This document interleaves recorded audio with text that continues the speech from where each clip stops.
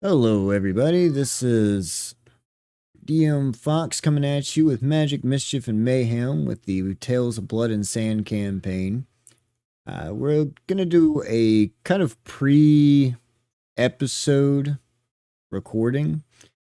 A lot of things happened during their downtime activities across the entire board.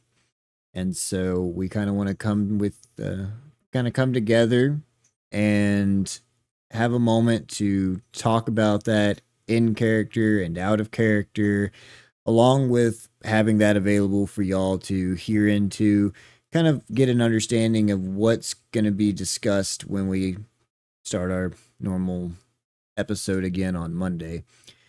So, this is going to be from the last episode. They had 3 days of downtime. And during that time, throughout the entire week, we messaged much every day with something different that was happening during the downtimes. And so there was a lot of information that was gleaned from all that. So this is going to be at the end of day 3 for their downtimes in game, where all their characters are sitting in the tavern kind of discussing everything that they've discovered and getting each other in character and out of character kind of caught up with each other. And so, with that, thanks for tuning in, and I do hope you enjoy the massive lore dump that this is going to be across the board. So, is there anybody that would like to start? No, Chloe, I believe, was the first big lore dump with her downtime on that Monday. Or, no, Tuesday.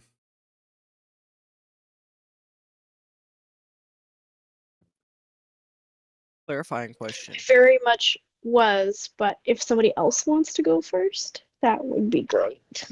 Clarifying question. Are we doing in or out of character lore dump first?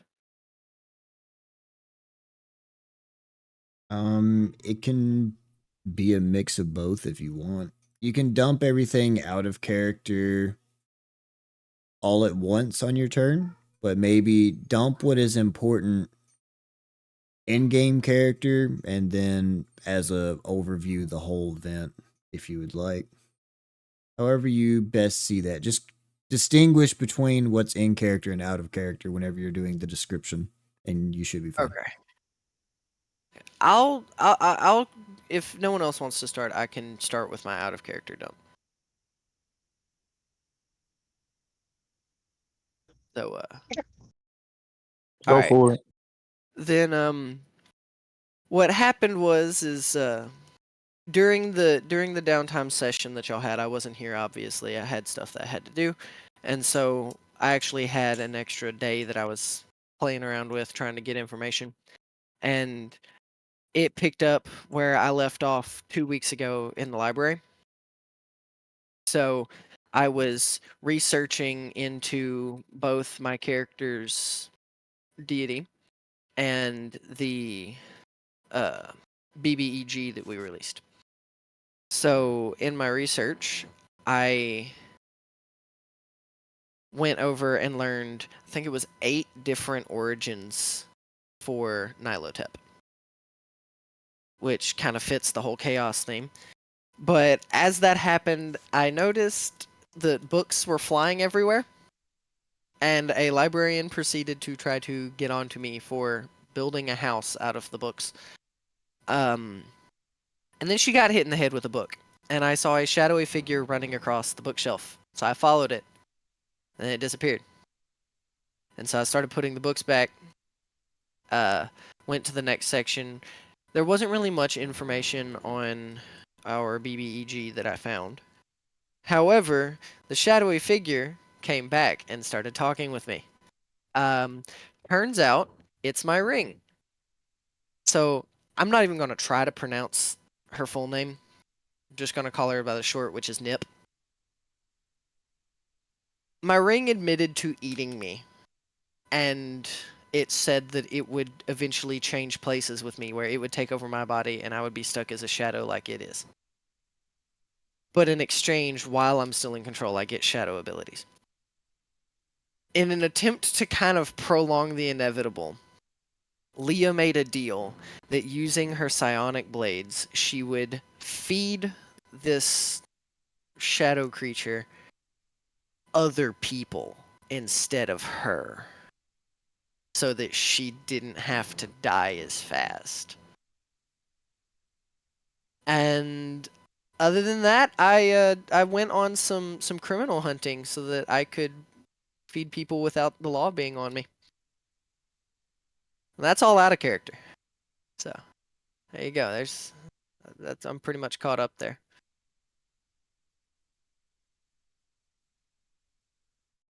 So yeah. All right. A lot of hypotheticals there. A lot. I mean, you kind of deal with those whenever you are actively aligning with someone who can never be trusted. So it is what it is. That is true.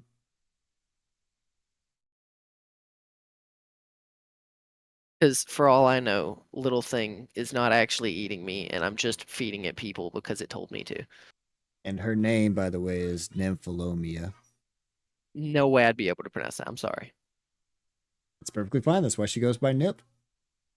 I think I like Nip better. Yep, nip, nip, nip my finger. Indeed. There's no comment on nipping of fingers.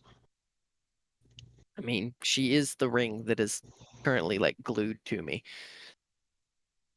So because it bit me. There's another reason. how much of this is in character? How much of this is not in character out of that? So, out of that, I'm going to eventually tell everybody in character that I didn't find much information on RBBEG, whose name is eluding me right now. He's eluded everybody. I don't know why, Drolkin. but his name is just Drolkin The Alaxi Vulcan something. or Great. You're talking Um, about Demon Daddy, as everyone in the party's been calling him recently. that's Demon Dragon Daddy. Demon Not Dragon everybody. Daddy. Most everybody. Demon Daddy. All right, you know Triple what? D. We'll stick with it. It works. Triple D. He- I don't think he'd like it if we called him that in game. Hey, Triple D. Yeah, but just like that part will be in character, and then other than that, I'm planning on going over the stuff with the ring with Styx, since he already knows about the ring, but only with Styx. Okay. So there's your specifications. All right. Well, who's Other than next that, on I'm all caught the up. who's next on the chopping block? I would like to go last, if possible, please. That's fair. Y'all gonna start I can go making me next. pick people? Okay. I'll go next. So I'll go next.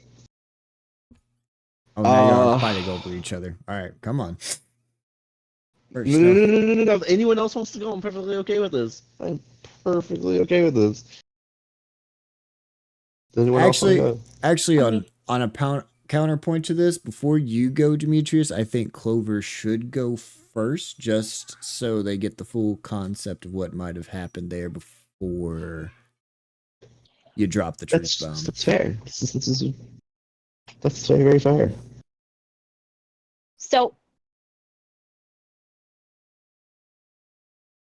my downtime started with me going to my Vanguard, which is the Luminary Vanguard, to try to. The whole reason why I wanted to go there was to try to explain to somebody, whether it be somebody that was higher up or just my mentor, what happened. But as soon as I got there, he sent me on a fetch quest. and he sent me to fetch a phoenix feather, which is apparently an extremely rare ingredient to make items with. You can correct me if I am wrong. No, that's right. Okay. So I went to this the private sector of my Vanguard, and I met this dude, and I come to find out later that he knows my mentor, and that they were students together under a very musical person that I have already come across by the name of Donovan. And so he gave me this phoenix feather, and I took it back, and this phoenix feather blew up in my mentor's face. And oh my goodness, I freaked out because I thought that it was going to hurt him, but it was a prank. So this dude pranked my mentor, and I delivered the prank. Do you have a name for the dude? His name's Roughskin. Yes. Don't remember his last name. He had one. I don't remember it. He goes by Professor Roughskin. Used to anyway. But yes, you showed up to get the feather from him, and one of the requirements was that you do not let him know that Bartholomew is the one that sent you. And as you get there, he does question you about it, though you lie to him and tell him that Bartholomew didn't send you. He kind of recognizes the handwriting a little bit, and despite your numerous excuses that you don't know anything about Bartholomew or anything like that, he does actually provide the phoenix feather. And then you come back and he picks it up, fascinated, and it explodes, causing all kinds of soot and everything else to cover his office, to which he laughs. And one important thing to take away from this is kind of you may not have caught on to it immediately, but just to help the people that are listening in kind of understand as well as Chloe. The reason why he sent you there was twofold. One is because he wanted to help you understand how to network and talk with people and things like that. The other side of that too is that these two were indeed students with each other.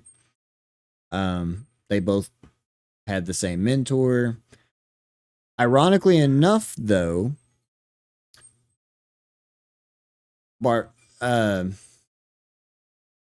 Bartholomew used to try and go and get stuff from Roughskin, and they used to prank each other quite often. The reason why he sends his students there now is because if Bartholomew goes and specifically asks for something, or if he specifically inquires about something and he knows that it's Bartholomew, he's more likely to trick Bartholomew than he is to trick another professor that would send out a student for a fetch quest, which is the reason why he was so skeptical about you telling him his name, was to avoid that. So if you missed that, that was kind of the reason why he plays it like that as well. Okay. So, but yes, you can continue on. But yes, they are both students of the old trades. So the next day, I decided that I wanted to hang out with my tiger lily, which some of you don't know that I have. So I have a tiger lily. Her name is Tilly. And I believe right now she's still a young kitten. I haven't. The one thing we didn't discuss is how big she's gotten since I got her. So, to anyone else, she's going to be probably about shin height, almost a little underneath the knee. Okay. So for you, she's going to be about up to your rib cage now. Okay. So that was what I spent the majority of my money from the Sultan's Palace on, was Tilly the Tiger Lily. And so I hung out with her and I listened to some gossip around town. And one of the things that I heard about, this is in and out of character that I'm telling everybody this, is a string of attacks in Akaluli, which is the capital of the land that we're in right now. Now, I know that Demetrius is investigating terrorist attacks, but we don't know if these are terrorists in nature. And even if they are, there are tons of things in Akaluvia that we can do as a group. And so we kind of figured that we can go as a team, but we don't all necessarily have to investigate these attacks unless we decide that we want to.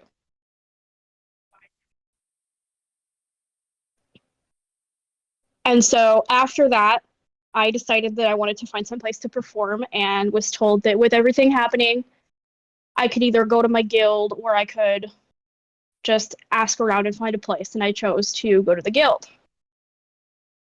And when I walked in, there was this lady and she was screaming at the desk person.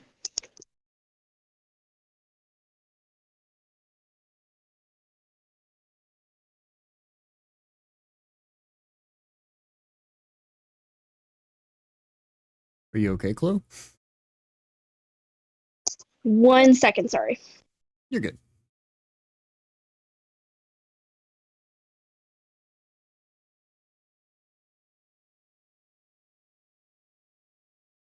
And just so y'all know, if y'all need any help explaining something or y'all are unclear on something, just let me know and I can pick up and give a rough overview explanation as well.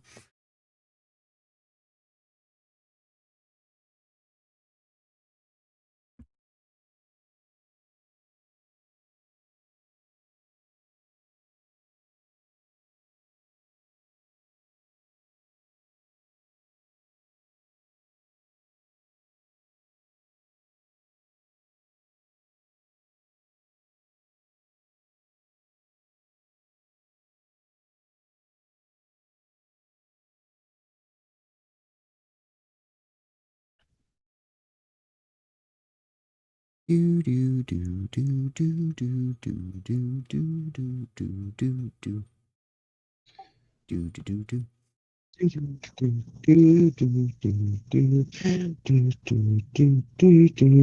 do do. Is a small intermission.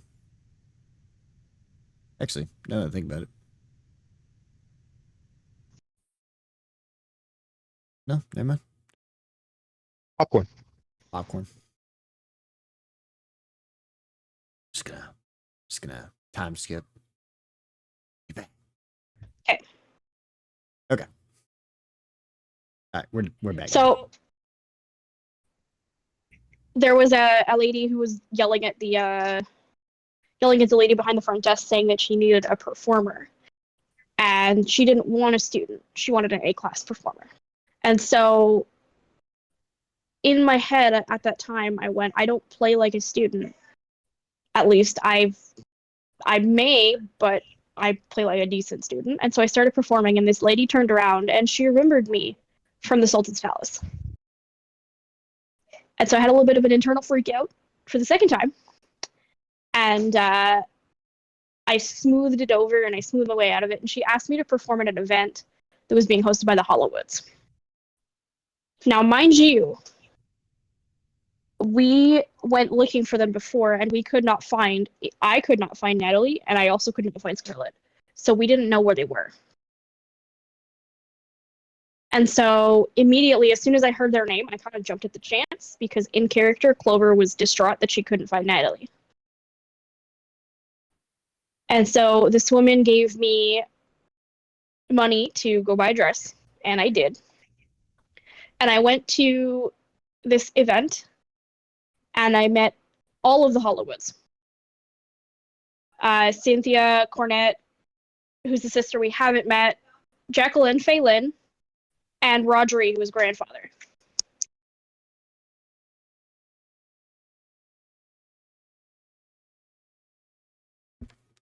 One thing she didn't take to note on there was whenever she walked in, poor Natalie spit out a bunch of wine through her nose, having a freak out because the Hollowoods have not told any of the male figures in the family, so Jekyll and Rodri in particular, they have not told any of them about any of this relationship stuff because it's not really a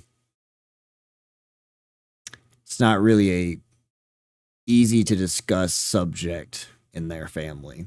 And so poor Natalie got completely caught off guard by the introduction of her significant other suddenly in the middle of a council meeting, which that is one of the things the Hollywoods were there for, was to have a council meeting between the city council and the Hollywoods about some events that had been happening. And that is one reason why Fei Lin, who is a level 20 character from our last campaign, played by my wife, was currently present there as well.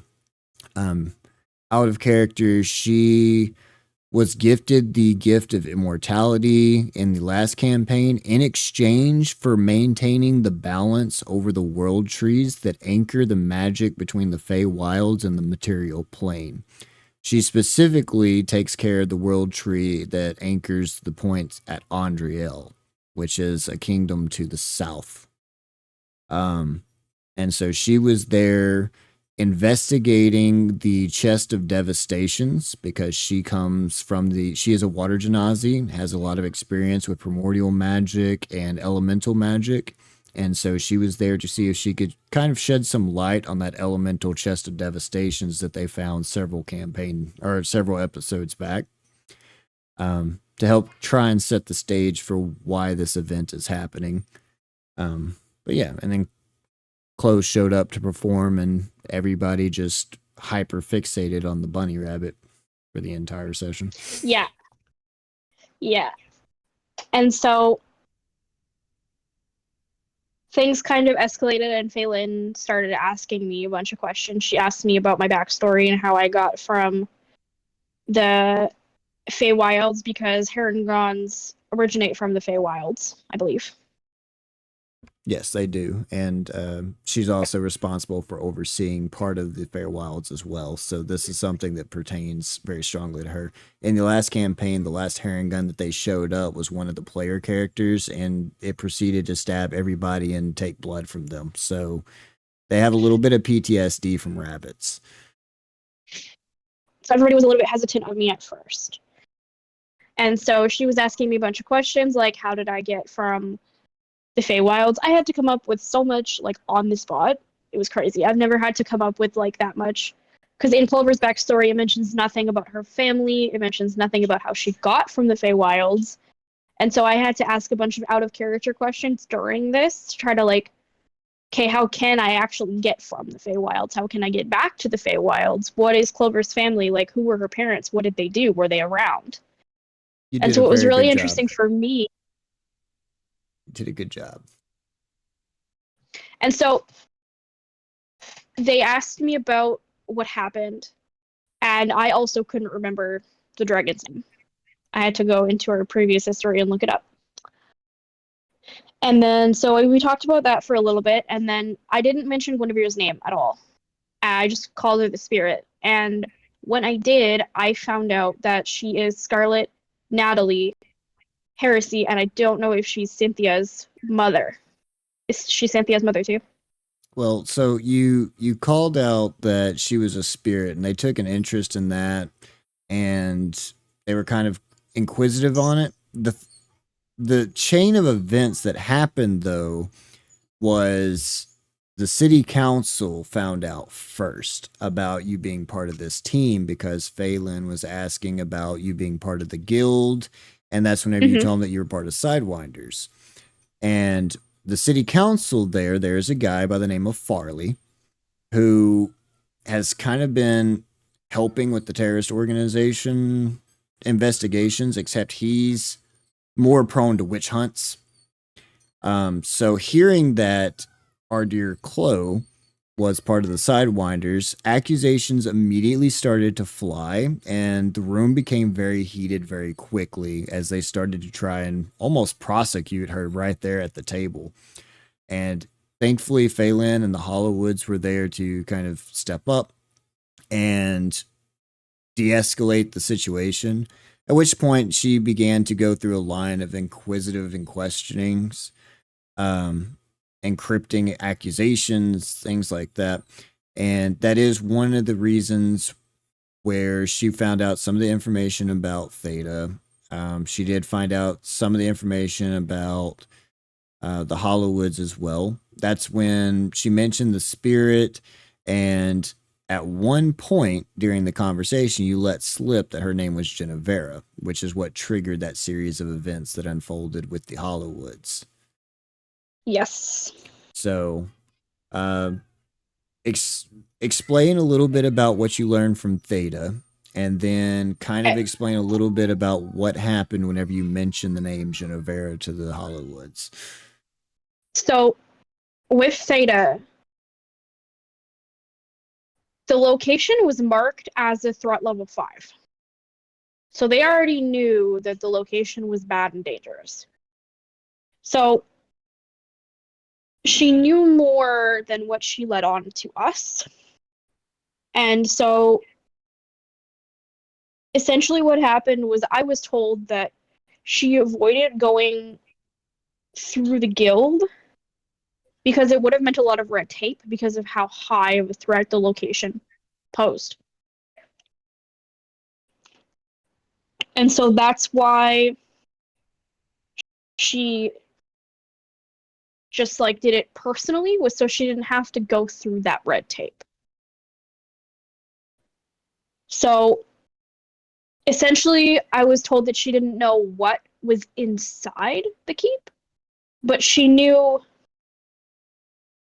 where it came from and what could happen if we did things a certain way, which I don't know if she foresaw what happened, So, but she's going to have a very angry bunny at her doorstep here quickly. so the issue with this is, do y'all remember in y'all's first kind of couple of sessions where y'all's first contract that y'all got with Theta was a guild sanctioned quest to go and investigate a abandoned shrine? You remember that?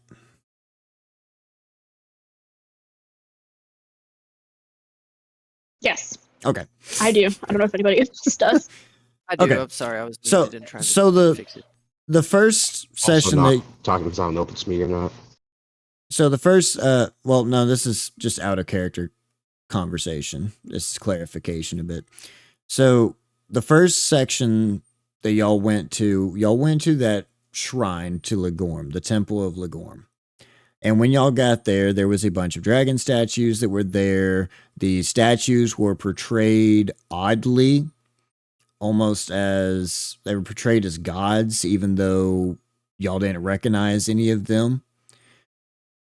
That was the first sanctioned quest that was put out by the Arcanum Society. And Theta got back, let in her reports about the Kraken and all that, all the stuff that happened there. And the Arcanum Society decided that anything related to Draconian studies currently at the moment would be a level 5 threat level because there was a Kraken involved in the last one. And so they were hesitant to allow it. And so they basically put in a policy that anything that was Draconian studies, they had to be authorized by the society. And then the society would pay the funding to the guild for a level 5 adventuring party to go in an adventure. Theta went to them about the Glistening Keep, and they were hesitant to explore into that until they got more understanding of it, more understanding of its history and things like that, did more research. Theta got impatient. And so she decided that she would try and do it her own way, but she does not have the funding to pay for a class 5 threat level guild team. But she made friends. And so she came to y'all with the idea of going to pursue this relic. In which case, y'all did. Upon finding the relic, she then proceeded to kind of push the envelope a little bit, see if she could get the the keep pulled up, using a little help from her friend that she met in the north. Now, her friend found out about this whole ordeal, and she decided she was not going to follow through on that. And so she pulled out, which is why she did not show up. Without her magic there to help, they wouldn't be able to raise the keep. However, Theta was not dismayed, as the guild team that she had pulled together had recently grown a little bit, and they found a workaround with a little Eldritch Knight. And so, without having to put too much expenditure forward, she decided to trailblaze her way into finding the greatest find in Arcanum Society history. And inadvertently kind of led y'all down this road that y'all are in. By avoiding a lot of the policies and the warning signs and going around the red tape and trying to get it done on a cheap budget, she actually put a lot of y'all in danger. And that's one of the reasons why every time that y'all showed up at a location, she never went in with y'all. Is because she didn't know any information about what could be inside, because she had gone around the proper procedures for this stuff.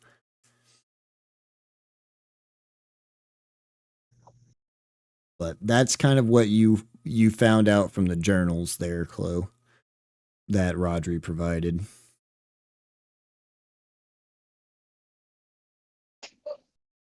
Okay. Which led to you describing And then the whole situation with the spirit and mentioning Genevera. Yep. So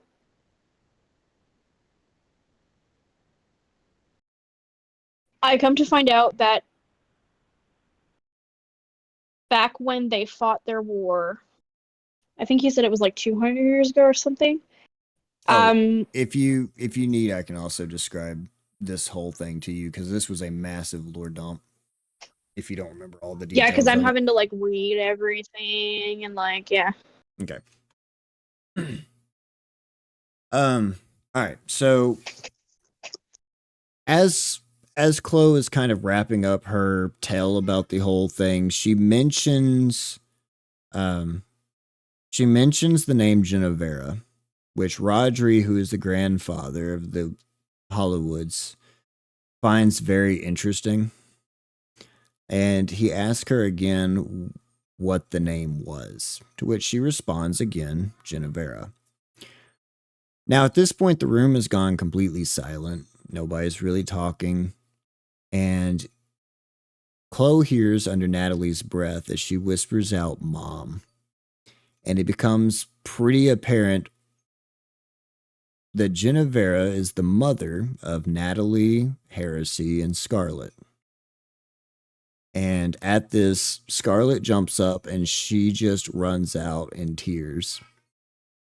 Natalie's kind of stone struck by it all, but Heresy becomes very accusatory towards Rodri, demanding the full explanation and trying to understand why he's lied to her this whole time that the mother was dead. To which he relays a bit more information about that through a story. So, Rodri had a brother by the name of Hyde. And he was married, Rodri was married to Genevera. And Hyde was married to a woman by the name of Seely. And these four, roughly about 250, 300 years ago, had a war with the Yuan-Ti. Now, the Yuan-Ti, from history that y'all would know, the Yuan-Ti is another warfaring race, much like the Draconians, that was banished to the far lands a very long time ago. Now, the Yuan-Ti were left behind. There are several that had relations with humans and became the Yuan-Ti purebloods, which they're basically snake people that look a lot more like humans than they do snakes. Purebloods are the lowest class in the Yuan-Ti organizations. The abominations, the ones that are the closest looking to snakes and cobras, are actually the higher class. Historically, the Yuan-Ti were very, very militaristic. They did not mind taking slaves, and they did not mind using guerrilla tactics to try and do anything that they needed to take over the world. That was their whole issue.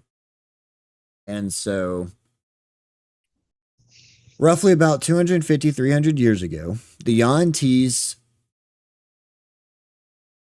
kind of worked on making what was a super weapon at the time. No one really knew exactly what it was, but these four Hollowoods tracked down their enemies to an underground site underneath Akalilu. And when they got there, they wiped out the Yuan-Tis there inside a vault. Now, in the vault, there was a single ring. Some sort of super weapon. They didn't know what it was. It was some sort of ring.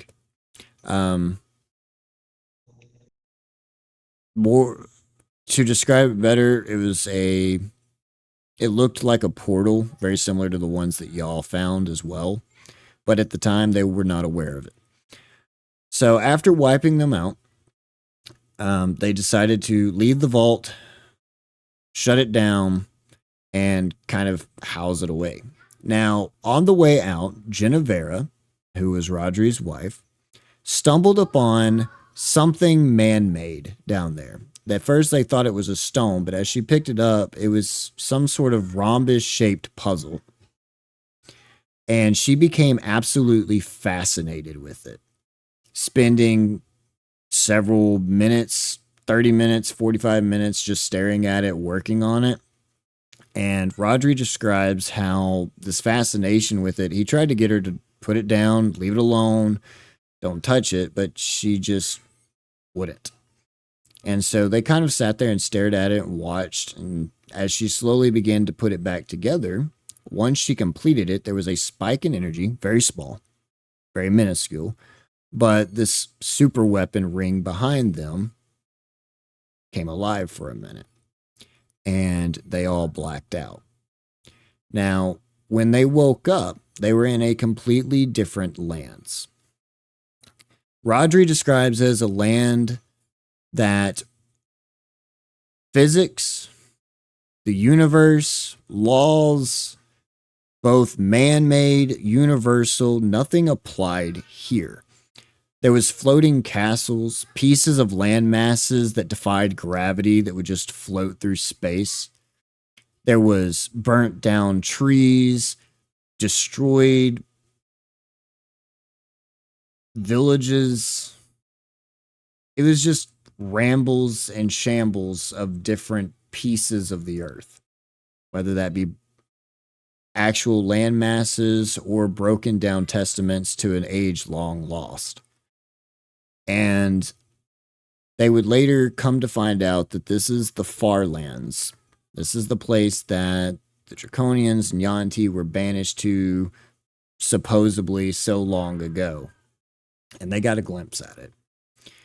He describes it as a place full of horrors where everything here shouldn't exist, but yet it thrives. These Yuan-Ti, these Draconians, these ancient people, creatures, abominations, things that he can only describe through drawings and nightmares.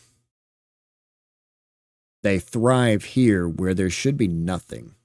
He said even the gods themselves feel like they've abandoned this location. You don't feel any kind of joy or fear. It's just death. He doesn't remember how long they were there, but he remembers thinking that this was kind of the end for them. And as he made his way through, Genevera began to guide them. she talked about how this relic that she had found, this thing that she had found, was slowly teaching her, slowly guiding her, slowly leading her. And through all the red flags, he still trusted that this was a good thing. They needed to escape. And so he followed Genevera. And as they traveled through this far land, her obsession over this piece, over the thing that she was carrying around, became more and more, to the point to where she would talk to it. She would listen to it. She talked about how it would talk back to her. And it slowly guided them towards the exit. She continued to tell them that if they just continued and they listened, that they would be free. And they didn't really have much of a choice. Several days, weeks, months, they don't know, but several moon cycles of travel, they finally arrived at a temple. It was adorned with massive draconian statues, and as they went up to the top, there was a thing there. Genevera called it a god. He was massive in nature, huge wings, and as they arrived, he greeted them and welcomed them. Asked them what they were doing in a land so far from home. And as they began to regale their tale about their fight and blights against the Yuan-Ti, he sympathized with them. He understood and began to describe his own turmoils with the Yuan-Ti as well. And in exchange, he offered them a deal, a way for them to escape. He offered them a scale from the closest part of his heart, a wish. They would be able to use it to rid themselves of the Yuan-Ti forever, however they wanted to use it. But in exchange, they had to open up their own way home. He was unable to assist them. Genevera eagerly jumped on this, and they took this rhombus-shaped puzzle relic thing, and they placed it in the center of the temple. And Genevera began to teach all of them a spell that Genevera should have never known. A spell that she had somehow magically learned over all this time. And as they began to whisper this incantation, they felt their own life force kind of dwindle a bit, and the magic flow into this relic. And back behind them, through this giant archway, a portal formed. And they were finally able to leave. Now, Rodri describes that as this portal formed, Genevera began to talk in ways that concerned him. Talks of how wonderful it was going to be and how perfect they were going to be able to live in this new world order that would soon be formed. How strong they themselves would become as the family that ushered in the new era and the new dawn. And she talked with excitement and enthusiasm as she went on and on about things that he had never heard Genevera mention before. And Rodri slowly began to put two and two together that she had slowly been warped by all the lies and deceit that had been whispered to her that he never even knew. And so, making a rash decision, as the other two went through the portal, he grabbed Genevera's hand happily, and before rushing to the portal, he reached over and grabbed the relic and made a dash for the portal and went through to the other side as the portal began to close. However, as he jumped through the portal and came out on the other side with Hyde and Celia, he turned around to see that Genevera did not come with him. Turning around to look, she stopped short of the portal, her arm just barely at the edge of it, and she has locked herself into place, unmoving. A pain of betrayal and tears in her eyes as she lets go of Rodri's hand. And through tears and shock, he watches as Genevera is sealed behind in the far lands by her own free will and choice.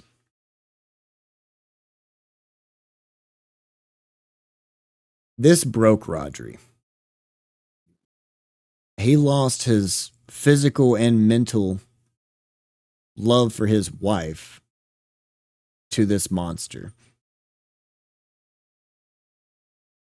It's one thing to be charmed, but it's another to willingly feel like you are tossed to the side and not know if it's true or not. And this really messed with Rodri's mind. For weeks, he would struggle with this. He would fight everyone that tried to help him. He would cry, he would break down until one day he decided enough was enough. And he grabbed his coat and decided that he just couldn't go on anymore. And as he does, he hears a soft shingle sound. And reaching into the pocket, he pulls out the scale that was given to him.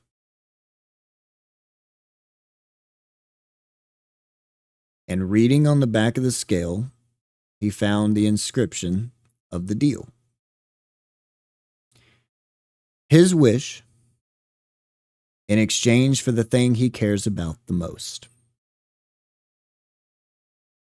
And at that, he ran to go find Hyde, finding his brother at the time, and began to explain to him that this was their ticket to saving Genevera.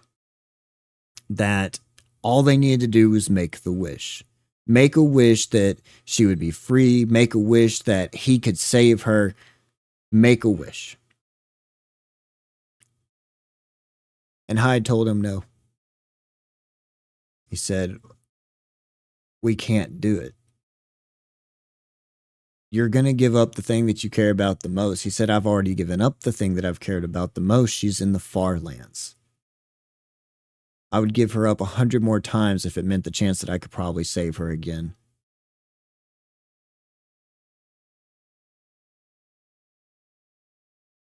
He thought he kind of understood how the wish worked.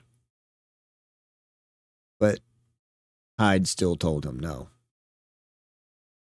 And despite his warning, in his heated moment, he did make a wish. Rodri made a wish on the scale that he would have the power to be able to rid the world of these false gods forever, all of them, and be able to save his Genevera. And as he made the wish, he made a horrible miscalculation. At that moment, with his Genevera gone, he hadn't really evaluated his own heart to find that the person that he cared the most about at that moment was the person he ran to for help in that moment. It was Hyde. And as his bloodline became stronger, as his flesh became stronger, as his new sense of awakening, purpose, and motivation skyrocketed, he held the fading spirit of his own brother in his arms and watched him die in that stead, unable to save the deal that he had already made. And with that sacrifice, the Hollowoods would gain a new power, the ability to not only kill, but to eradicate their existence as a whole. Hence why a lot of our group here already knows the Hollowoods have the capability to kill somebody and the body will fade from existence. Can't bring back what a Hollywood kills.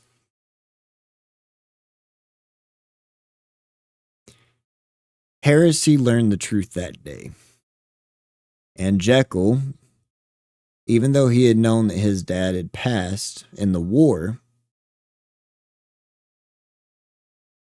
finally got to figure out exactly what killed his father. Not a soldier, not a warrior, but his own closest blood relative.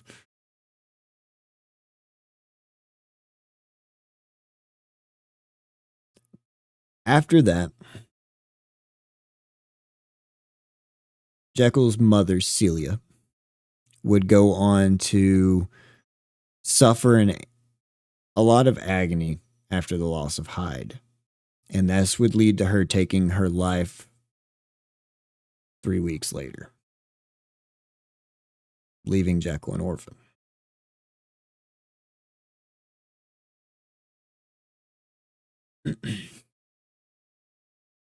At that, Heresy took her leave with a kind of cruel reminder to Rodri that just like everything else in their life, their whole family is built on lies. And that would be the last thing that she would say that evening.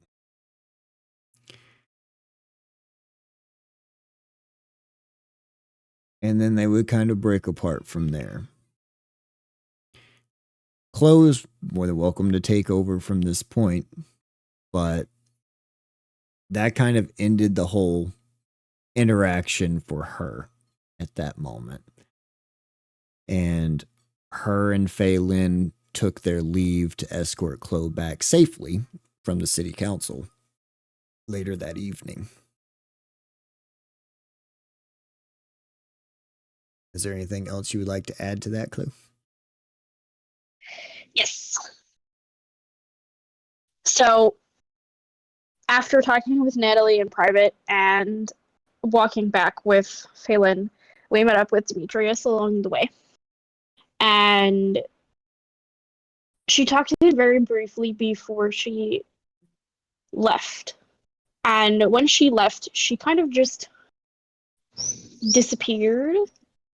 And in her place on the ground was this water lily, this flower. And in character, it's just a flower right now.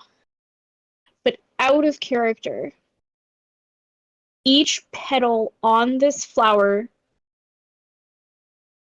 grants us the ability to talk to Phelan for X amount of time. I don't know how long it is, but I believe it's meant to ask her questions. And you will have to learn And how so, to do that in character. Yes. Well. And so something that I decided out of character was, and this is something that I actually wanted to talk to Leon and Miara about.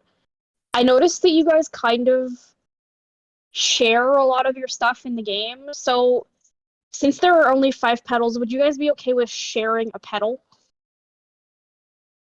That's fine. So like what I want to do is I want to give, like if anybody has questions, I want to give everybody a chance to ask questions. So I want to designate 1 petal to each person. But since there is only 5, I wanted to know if you guys would be okay with sharing, since you kind of share most of your stuff anyways. Yep, that's cool. Okay. So then what I'm going to do is once I in character figure out that it's magical, I'm going to kind of designate a petal to each person. And if you have questions for this level 20 deity goddess, you can ask her.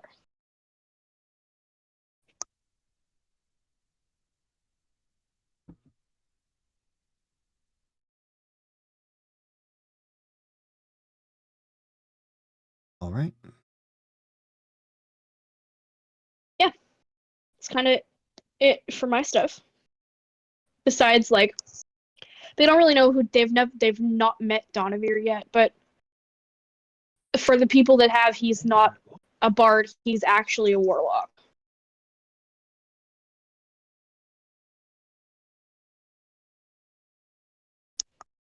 So that's a thing. When he performs, he charms the audience, and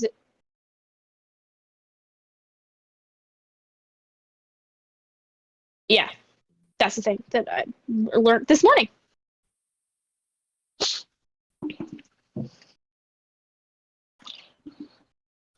All right.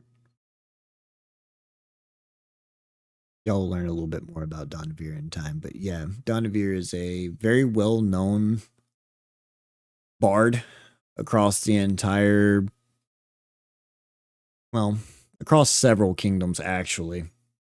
He does a lot of different tours and stuff like that. But yes, Chloe did get to learn in character, but not everybody knows just Chloe.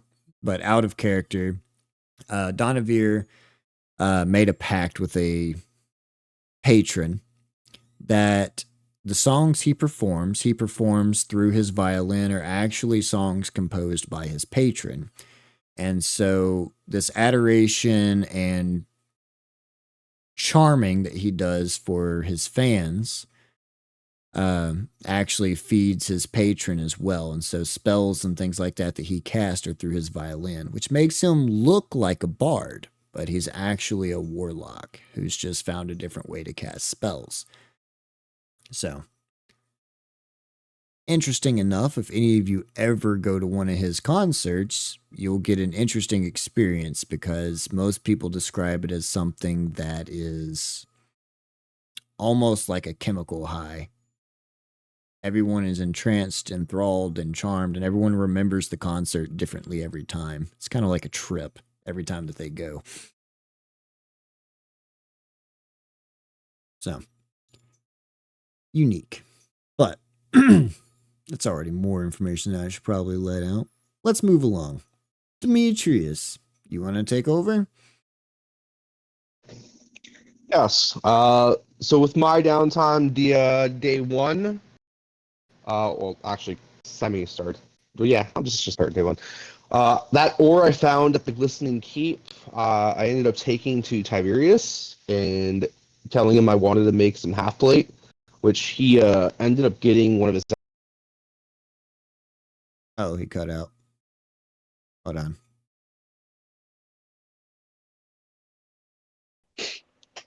All right, so you got ore from the Glistening Keep.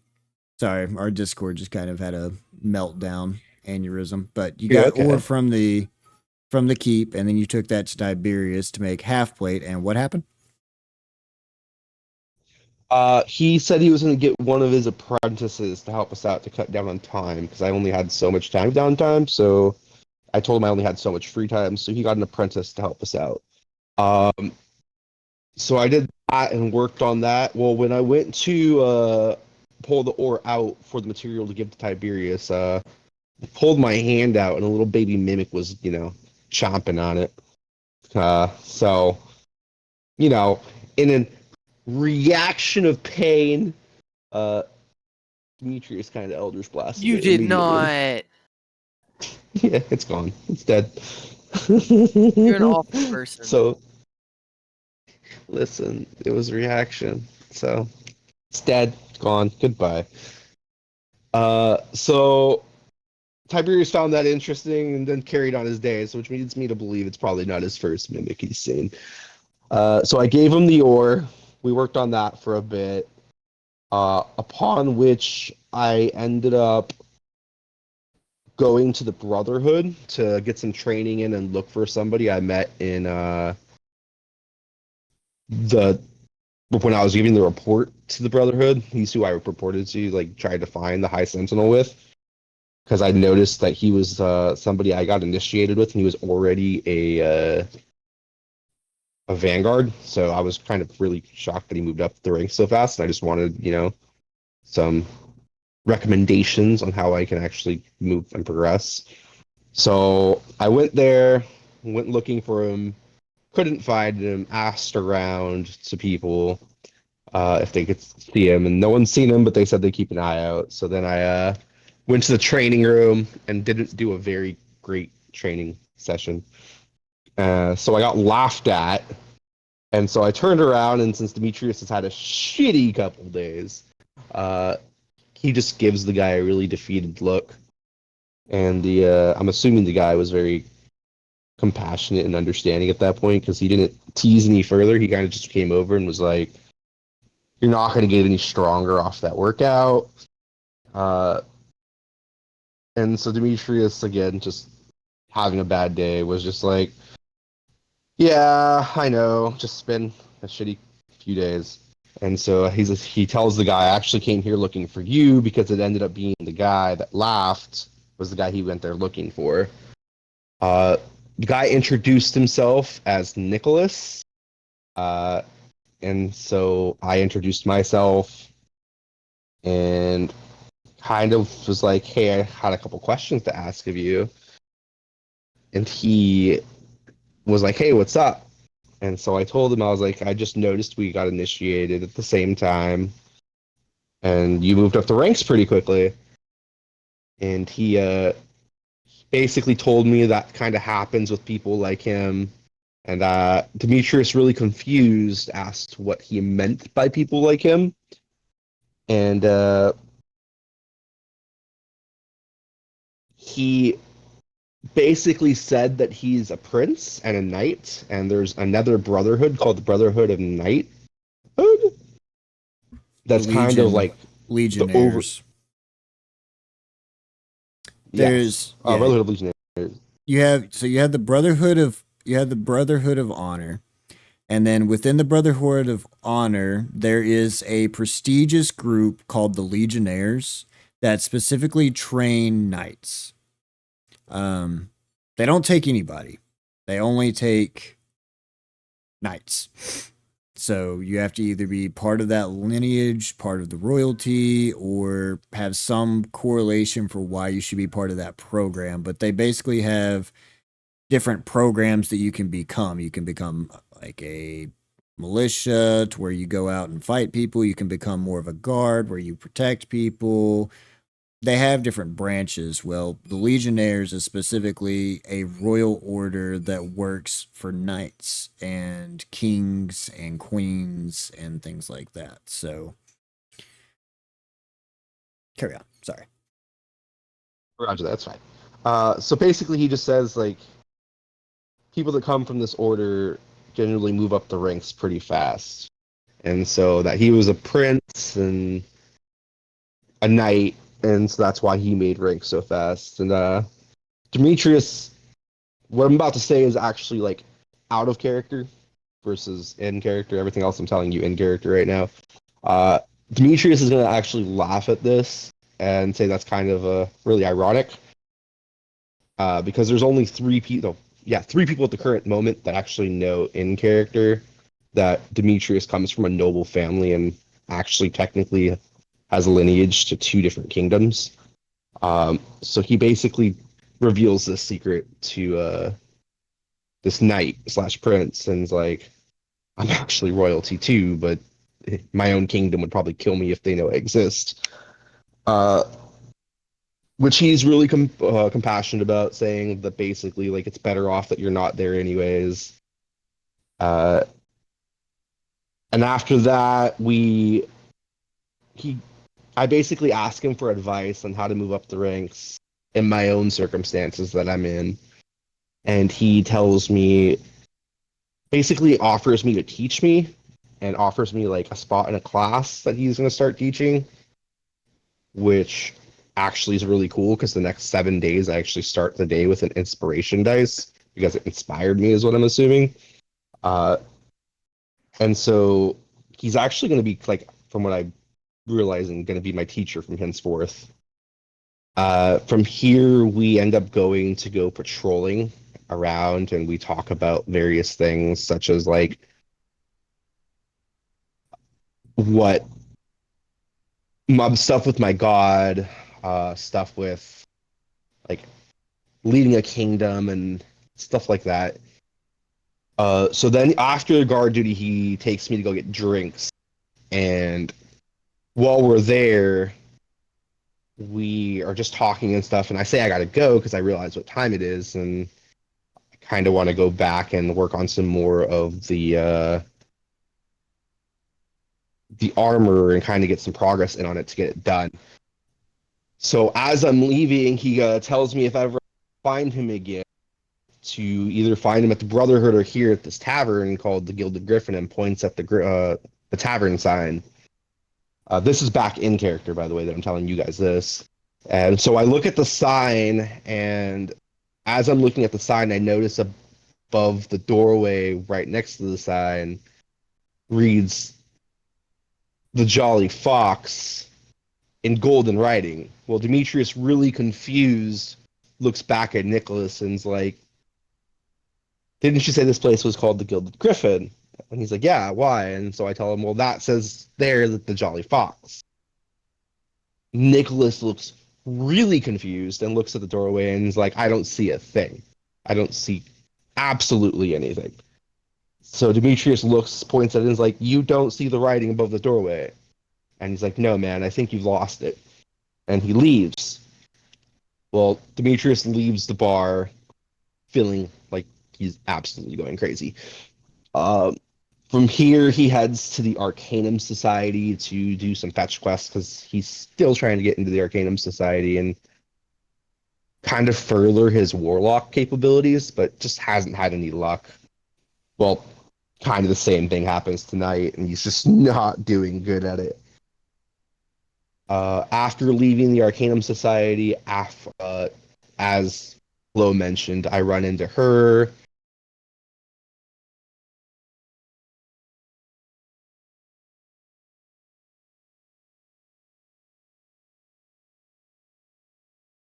Hold on, everything cut out again. 1 second. Okay, so sorry. Arcanum Society. Roger. After the Arcanum Society, because things just did not go well that night, so he's already feeling like defeated again. Um, he's walking back to like spend the night at the tavern and just go to bed, and he runs into Chloe. Well, there's this really important looking person that's like walking with her, but he has no idea who she is. But he just sees one of his party members who he, adventures with, walking with her. And so he comes up and he's like, "Hey, Chloe," and she's like, "Hey," and she's all cheerful and skippy and happy.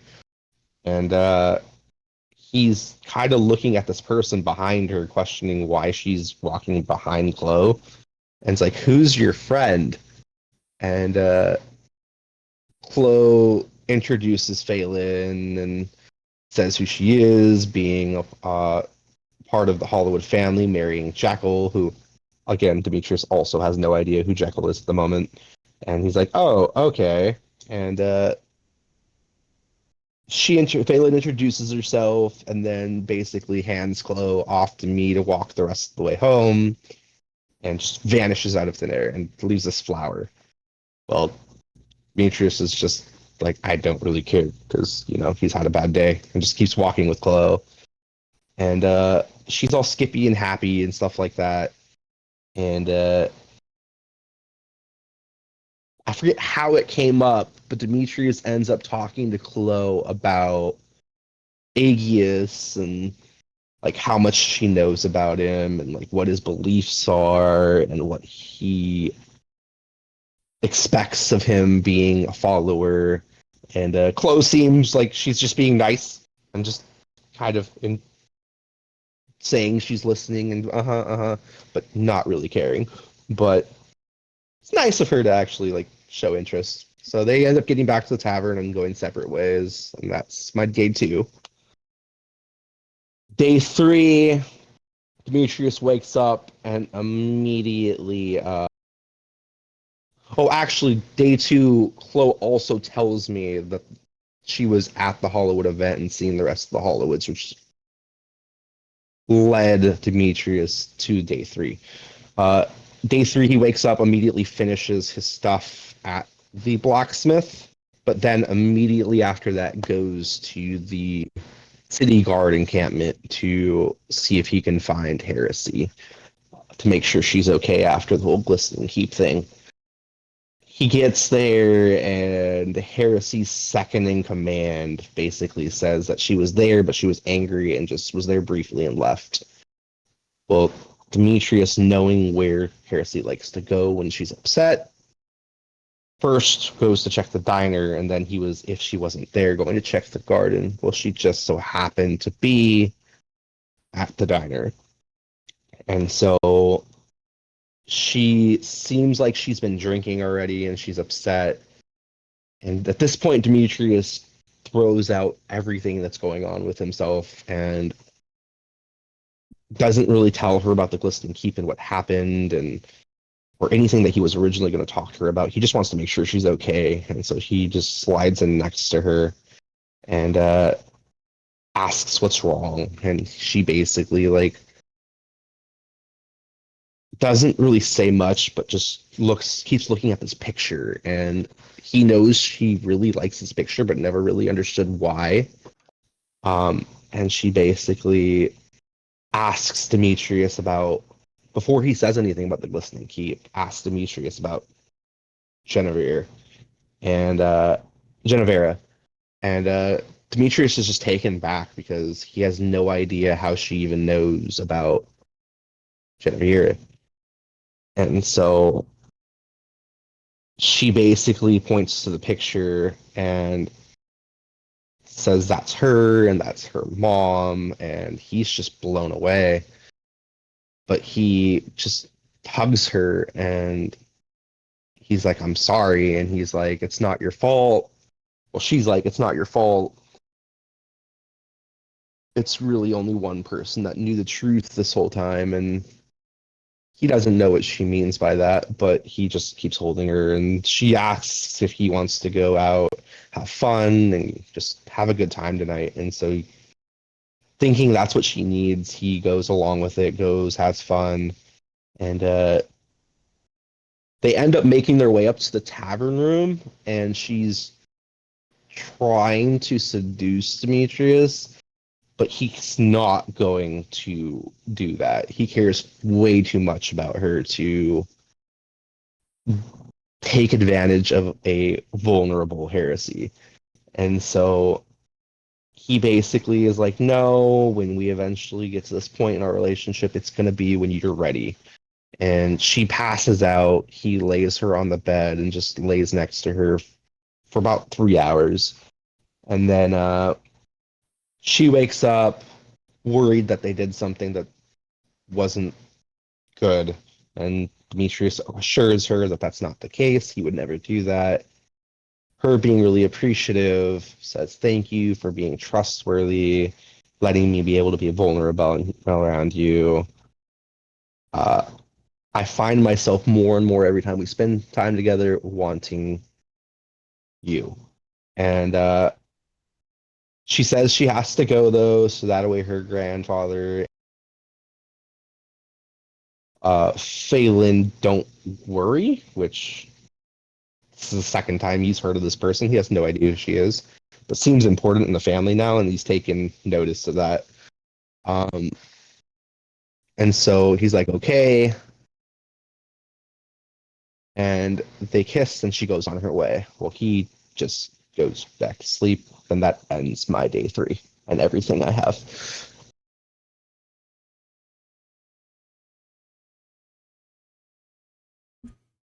All right. Can, This has been a huge lore dump. We're at an hour already. yeah, can I get some clarification of what was supposed to be said in game and out of game, please? In game is everything besides my lineage of being royalty. The only people that know that in character are you sticks because we've traveled for so long together.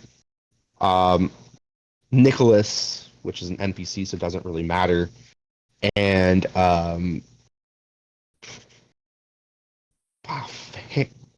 believe Heresy. That's it. Other than that, my family doesn't really count because they haven't been in the game campaign, and that's all that know that. Everything else was in character. Thank you.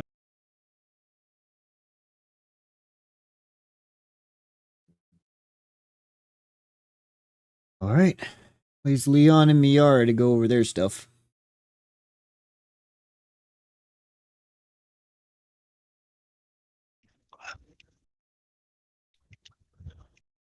Maybe. Possibly. I guess I'll give us a summary. We only had 1 day of downtime. Not bad. Sounds like everybody had a very strenuous downtime. Don't feel So- bad. It wasn't just you guys who only had like 1 day. My bad. nah, it's cool. Does it feel very so cool? we revisit Spike and his friends because we rescued him and his friends from the current slave predicament they were in. Well, just to summarize what happened before our current downtime, Spike died in an attempt to rescue him and his friends from that area. We destroyed the area. We killed who we thought at the time was the leader of the slave syndicate, but then we revive Spike. I get the seal on my arm. I pay the debt back, and then we go back to visit them at the guild hall where they are bussing tables down and serving the patrons of the bar. And we see Spike, who we revived, entertaining the patrons there. And so we ask him more questions about the slave syndicate that him and his group was a part of, and he lets us know that who we killed was not the boss or was not the main person controlling everything. So we kind of question him some more, and he's a bit nervous and distraught by this because he's reliving everything he's been through, him and his friends. And he finally breaks and tells us that he may have someone that he knows personally that has more information about the person that we're trying to find.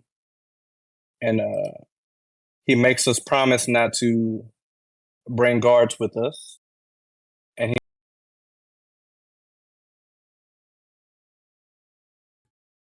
All right, so he promised not to bring guards with you. Discord's being Discord again. So he promised not to bring guards. Okay, so out of character, we promised not to divulge the identity of this person who we're about to meet. So I can't let the group know about them or about her. So, but back in character, so Spike leaves to go and basically talk to this person before we meet up with them to basically kind of smooth her over to let her know that we're coming. And so in the meantime, Miara goes to, talk with the kids and hug them and check on them. And then she goes to get food and drinks. Then I go talk to the kids.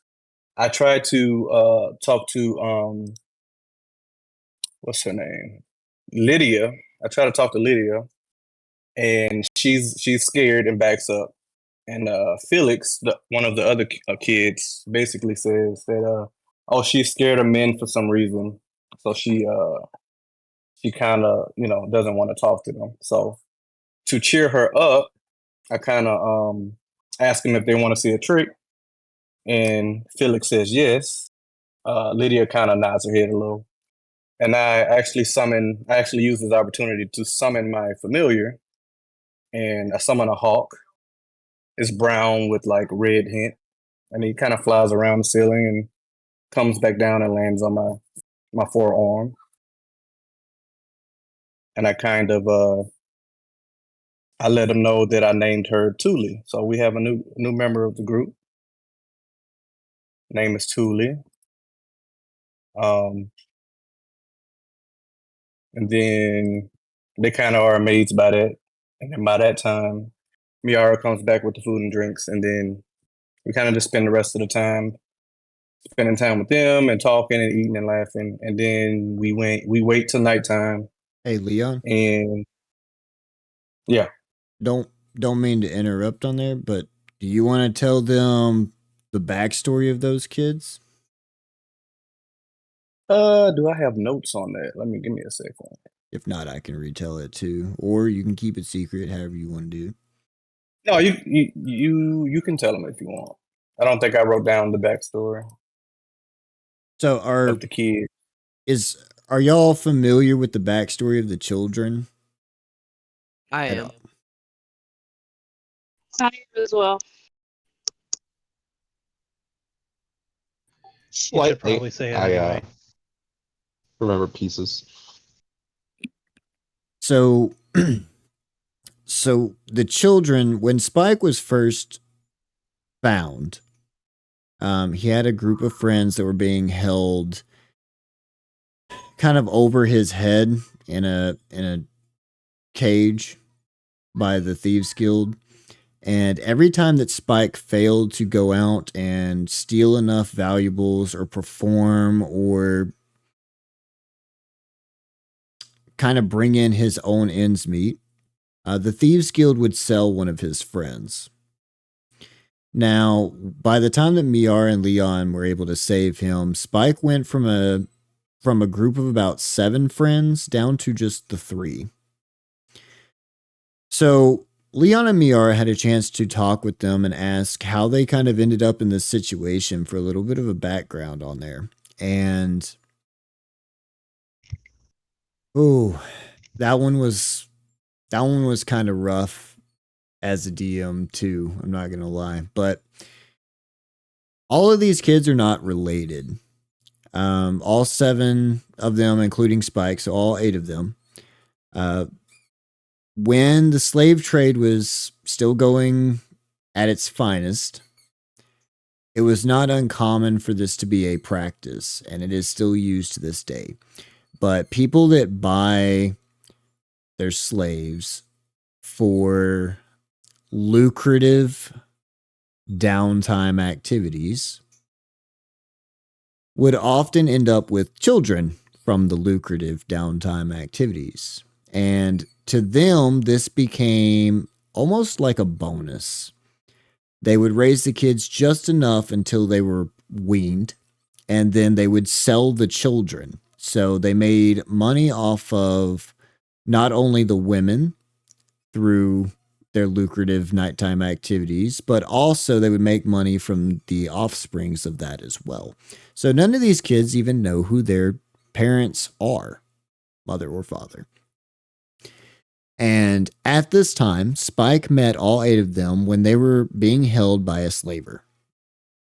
And this business was being protected by the Thieves Guild. Well, the Thieves Guild came in to collect on their protections for this slaver, and he did not pay.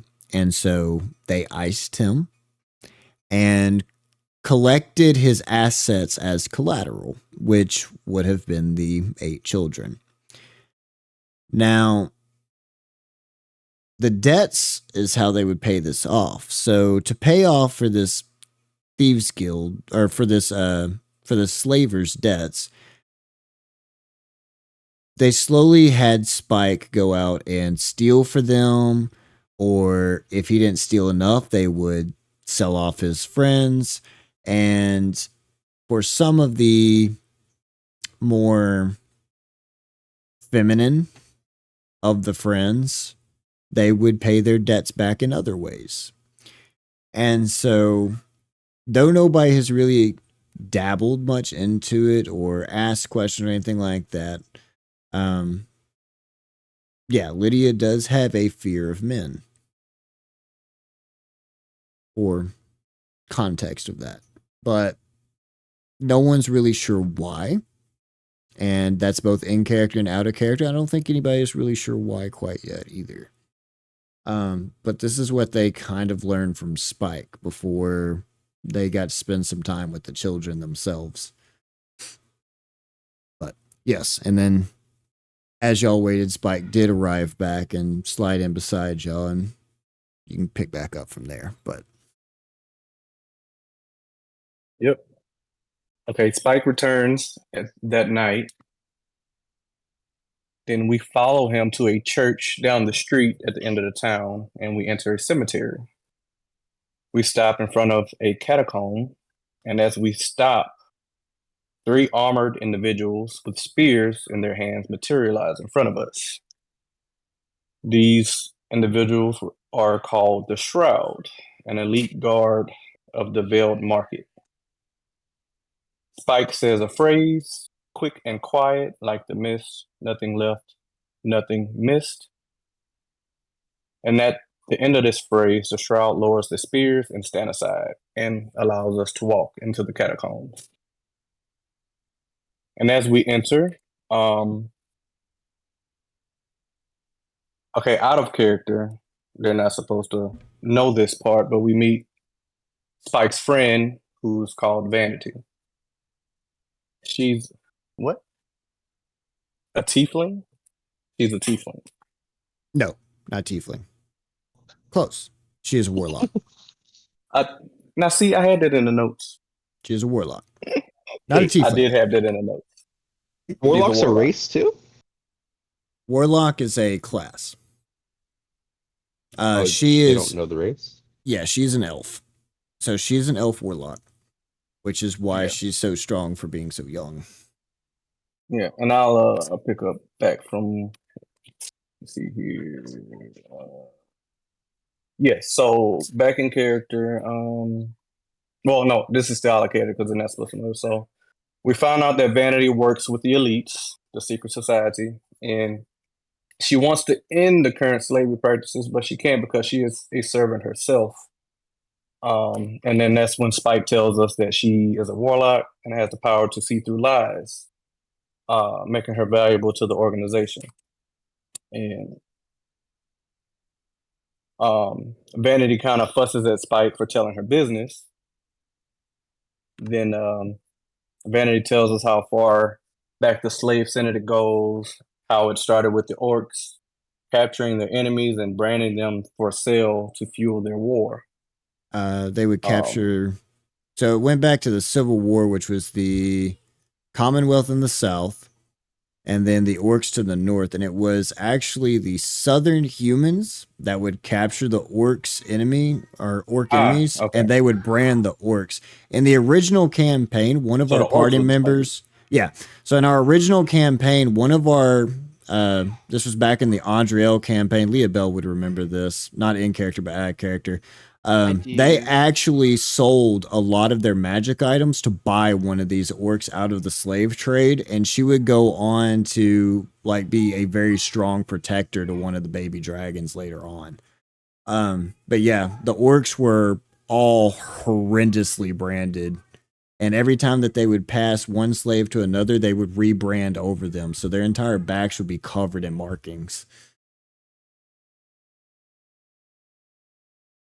But yeah, Gotcha. that all was to fuel their own war in the South. Yeah, and after I guess hearing this explanation, Leon kind of taunts Vanity, sneering at her a bit because of her involvement with the slave syndicate. And she gets a little angry, makes the air a little tingly and magically and all that. And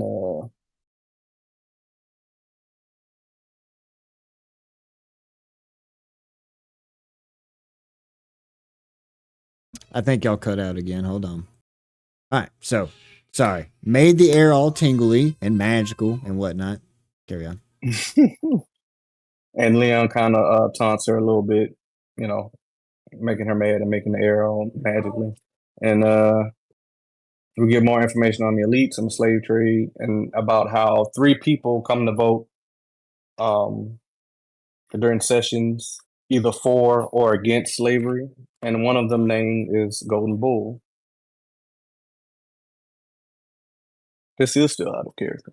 So there's 5 people of the secret order that runs the veiled market. Every time that they bring this up with these slave trades on whether or not they want to allow the practice to be sold through the black market, there's 3 that always vote for it against the 2 that don't. Now, Vanity's gonna kind of explain a little bit that the Red Bull, good lord, I'm staring at my Red Bull. The Golden Bull has a lot of weight in these decisions for some reason. They have almost had a couple of times where they were able to pull through because there's like 4 of them that all wanted to, and I'm not sure if I got to type that out with them, but at one point there was 4 against the Golden Bull that all wanted to abolish slavery when the law first passed. And by the time that they had the discussion, 1 week later, by the time that they came into the meeting to have the vote, 2 of them had gone back to the Golden Bulls side and refused to change their stances on it for some reason. So he holds a lot of weight. She just doesn't know why.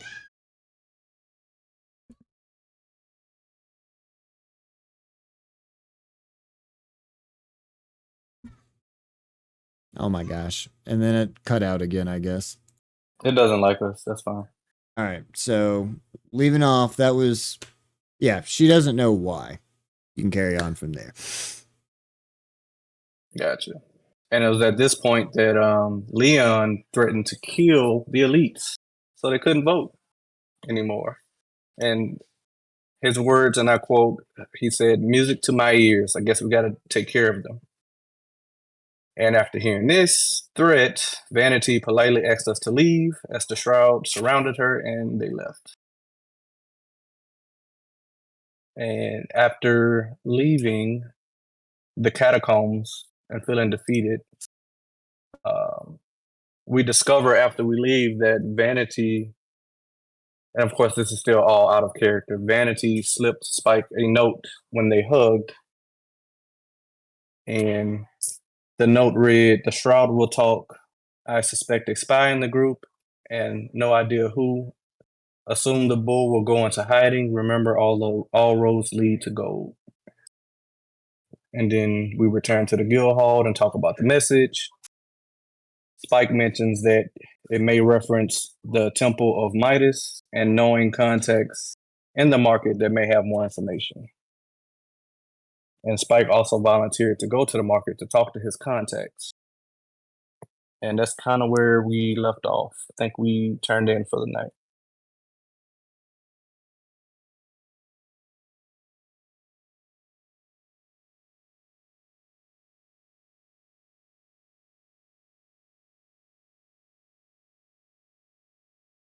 That was a lot to happen in one day. Yep. All But yeah, I right. got a new familiar. Her name is Thule.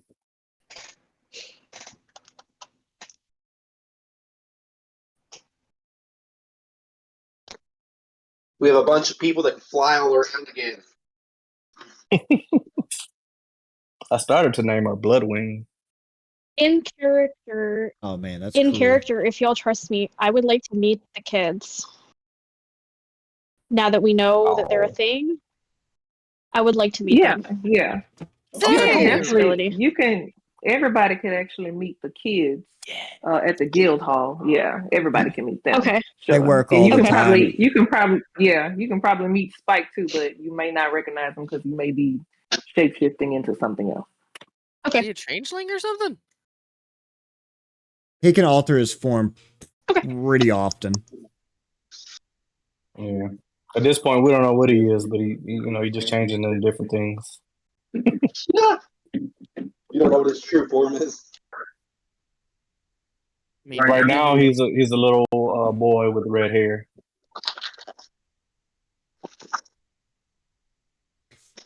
Pretty cool. All right. I guess that just leaves 1 on the chopping block now. Sticky boy. Sticks. I really don't have much. Go ahead and pre-apologize just in case.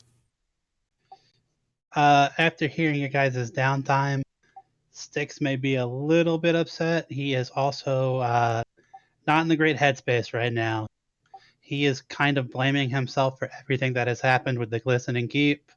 He's worried about Scarlet and some other stuff, which I'll get into in a minute. I guess I'll start with the added character stuff. I went through my 3 books that I got that we didn't really translate in the keep. One was a draconian, I guess, blacksmithing guide with a few different armor and weapons on it that I plan to write a copy down for Demetrius and give it to him. The second thing I found was a book of draconian potions that I plan on burning and never giving to anybody. It has a lot to do with like they use souls and stuff as ingredients, and it explains the fire in the keep. If I don't know if Fox wants to go into that more or not. Yeah, so there's this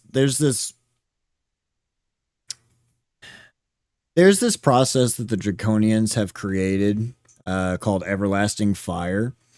And essentially what it is they would take their slaves that would come in and they would bind them to the flames so that as their soul was slowly burned away, it would be used as kindling to keep the flames going and keep the cauldrons bubbling. Now, when they would add the ingredients to make these potions, part of the ingredients are the requirements for soul, which is why these potions can only be made on an everlasting fire. So as they would sit there and they would use these ingredients, the soul's very essence would be pulled into the potion, and that's what actually would slowly begin to deteriorate them, not the fire. And so the book kind of described a little bit how to end the everlasting fire safely, but it had to be done specifically in a series of events. Otherwise, the souls are consumed. Yeah, but that's the fire that y'all found, the purple flames with the 4 souls tethered to it. That's an everlasting fire. And basically, it uses their own life force to create consumables for themselves. When they die, they pass neither to the plane of good or the plane of evil. They just cease to exist. Period. And that's So, the Draconians? yeah, the Draconians learned how to master that. I can understand why Sticks would want nobody to know how to do that. Yeah, it's pretty twisted. What I do have is I have like the name of the potion and what it does, but I didn't write down the ingredients or the steps to make it. But the other 2 books I plan on donating to the Arcanum Guild. This one I'm burning.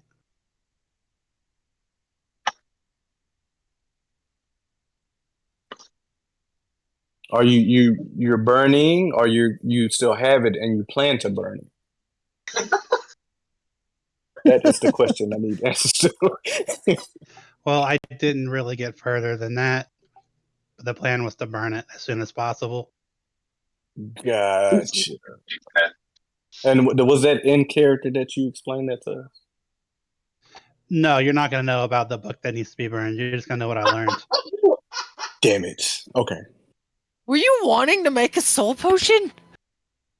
No, I mean, we might need to use it, not for the bad purposes, but if we come across a fire that needs to be put out and that book has the power to, or the knowledge to have us do that, then. If it's any way to get rid of it, I kept it. If it's how to make it, that knowledge is lost.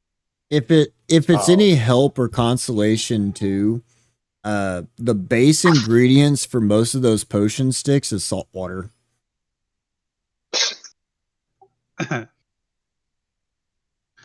Yeah, but they're not going to know that.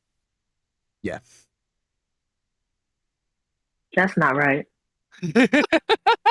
Uh, That's not right at all. oh, that is funny. What's not right? Me hiding it or the fact that it's all salt water? No, I don't know if you remember our downtime, but remember the magical water we thought was magical was really seawater? Yeah. I think Miara still sounds a bit upset about that. Outside of character, if you talk to Styx, he can introduce you to a well that has some magical water. This is true. you talk to Leah, she can tell you not to touch it. And I was going to say the same thing. Oh my god. All right, and then the third book I found is the one that I think made Sticks the most upset. It is pretty much a diary of a necromancer that pretty much gives information about why we shouldn't have opened the portal. And it's been sitting in my backpack.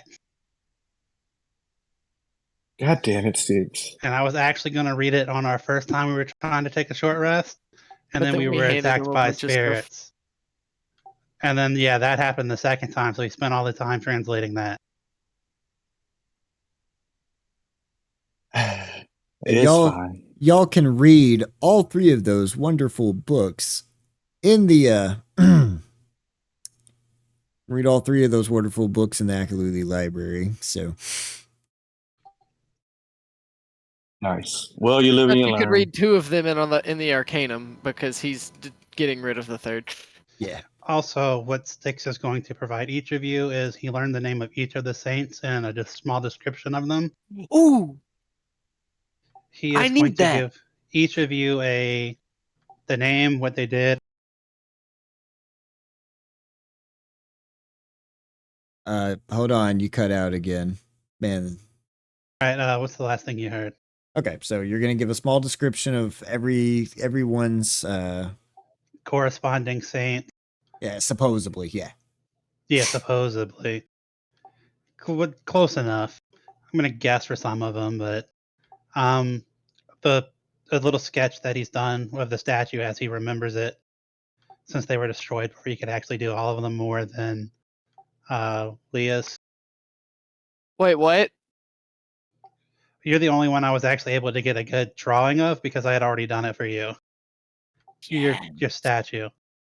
And I don't know if you want me to go through those like now or You we can. want to save them for later. I need them sticks. You can if you want.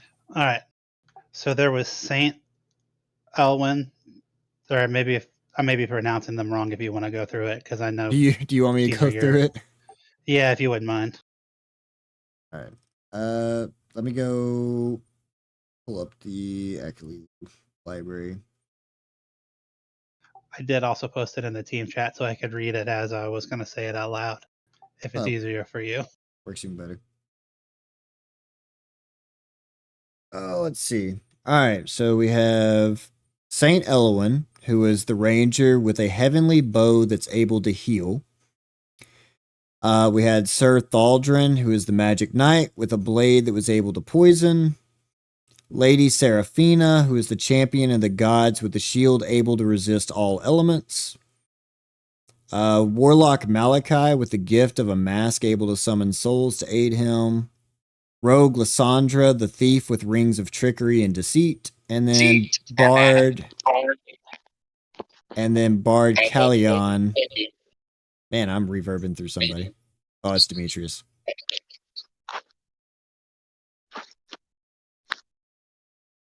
May have to put a soft mute on him for a second.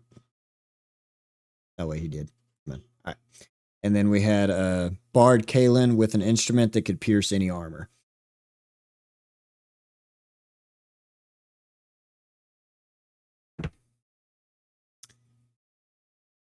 Okay. All right. Could we have used Got these so many items? questions. Can you have what, Leon?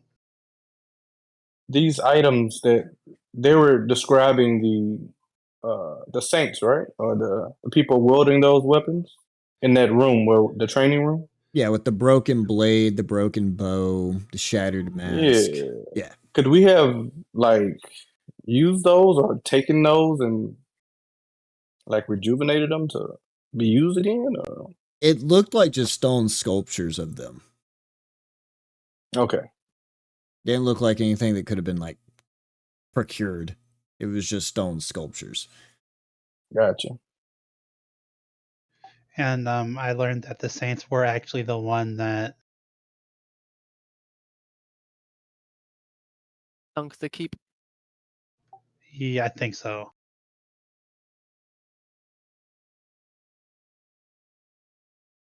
Oh, and they actually were sent by the gods to fight the Draconians, so they're like the gods' champions, I think.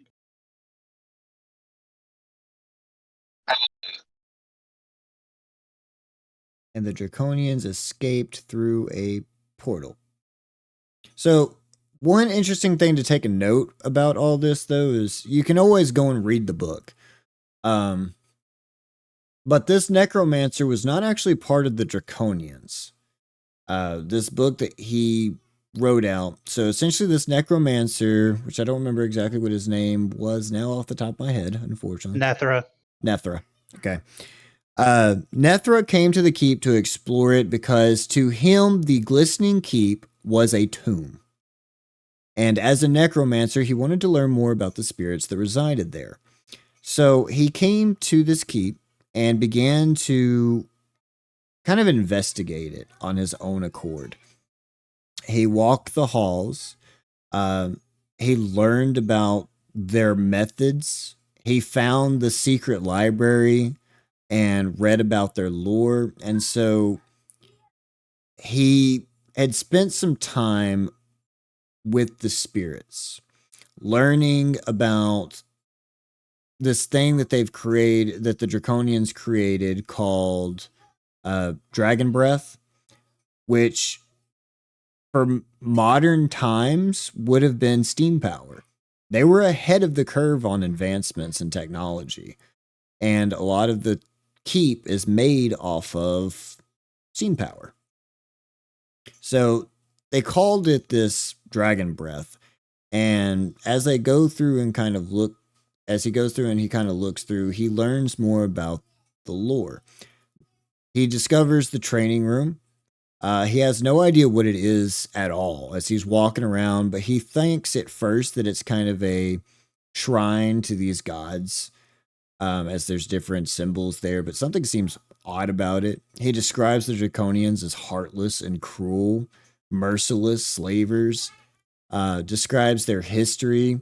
And as he starts reading the book, it becomes more apparent to it. He describes that the saints came in and sealed up the training room. They came in and they sealed back the Draconians, and they're the ones that sunk the keep. He slowly begins to unravel these secrets of how the Draconians were kind of a tyrant race. And he also unveils something very, very important that Styx kind of left off here. You want me to go ahead and tell them, I guess, Styx? Yeah, go ahead. So I missed it. I forgot.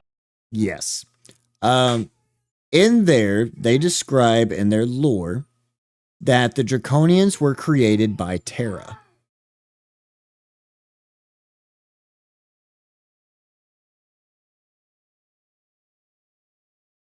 I'm listening. Okay. So Oh. the Draconians. Real quick, can I add something to that? That's kind of what I was waiting for. Carry on. I forgot to mention during my library thing that so the Draconians were made by Terra, but so was yes, the big bad. So was he. It was alluded to in the library stuff that he was also the result of Terra. Yes. So Okay. Terra I'm done now. Terra created the Draconians to kind of right the land. And the Draconians, after kind of serving their purpose,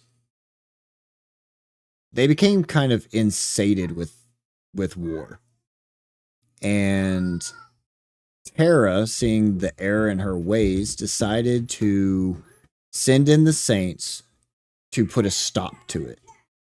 All the gods came together to right the wrong that Terra had created. Now, in the old books, this may or may not be true. I know Styx and I think Demetrius read through a book that Theta gave them that described that the Farlands were created by Terra to contain the mistake that she made so long ago. And now, with this new information, The Draconians felt betrayed by this. They were created by the gods, they were blessed by the gods, they were chosen by the gods. Droken himself was basically the offspring of Terra's own hands. Though not a god himself, he was created to be an instrument of a god.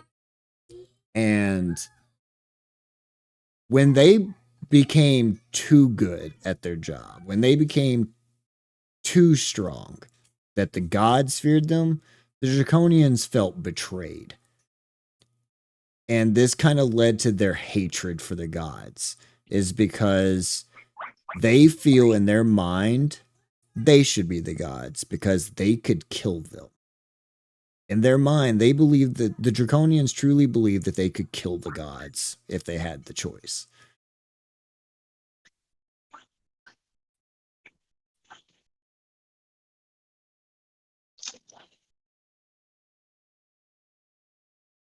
So, some redheaded stepchild bullcrap going on, but Oh, I also learned that the necromancer learned all this information from that secret library that we weren't able to get into.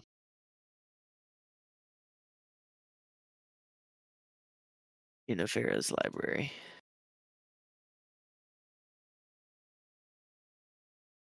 so yeah.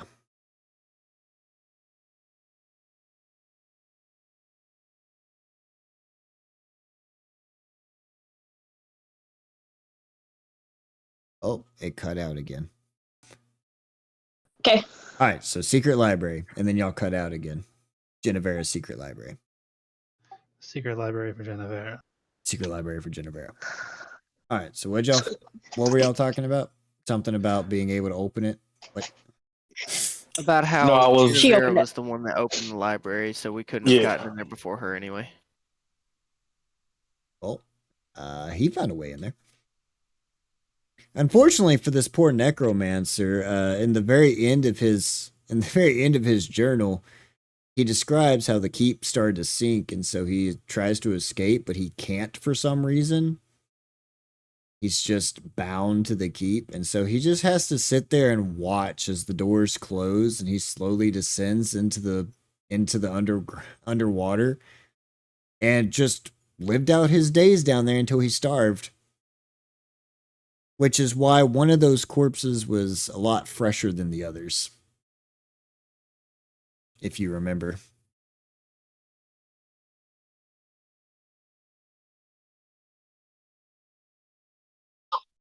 Yeah. Just for informational, curiosities. How long before, we rose the keep did he die? Don't know. Got it.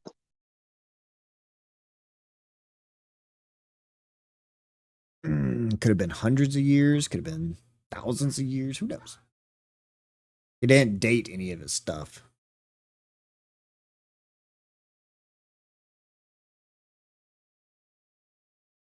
All right. Is that all of our lore dump?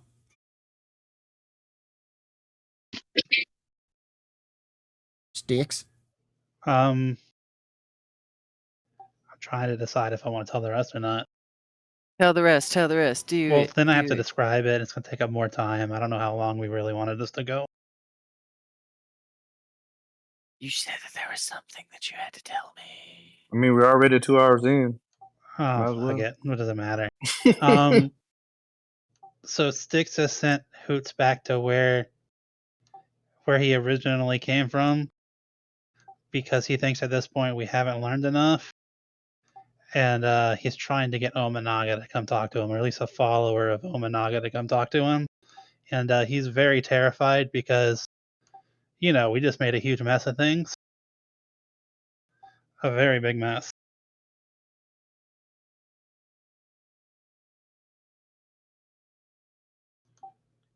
You there, Fox?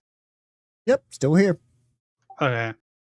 And then that hasn't happened yet. And then the only other thing I did was do you guys remember the amulet or gem we went out to find for that in the one black market? Yeah. How could I forget? Yeah, I never turned that in.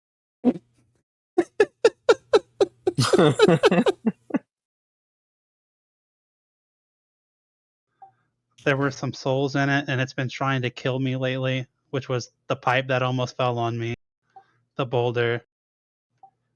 I think that may have That's been what it. that was? Yeah, he's had a few Yeah. things almost kill him so far. He had a bookshelf fall over and What? almost hit him. He had a pipe almost hit him. A boulder from a mountain almost hit him. Yeah, I remember you having him roll and while we were trying to escape and the thing almost hitting him specifically. Like, what the heck was that about? But okay. He's been Now we cursed this know. whole time. Don't ask questions. Oh my god. What was the? You said you had a question? Huh?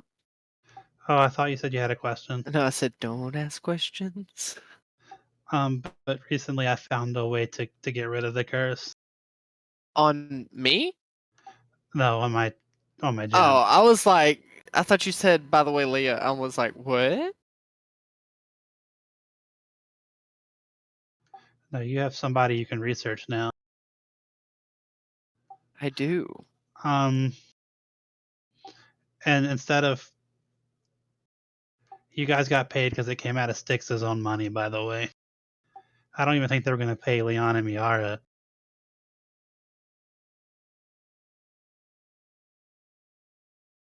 That sucks. Yeah, Styx Yeah, took a but you huge got blow paid. to his wallet. Then he broke his To keep his that prize. secret going for a while. Is that in character or out of character? That was out of character. Okay.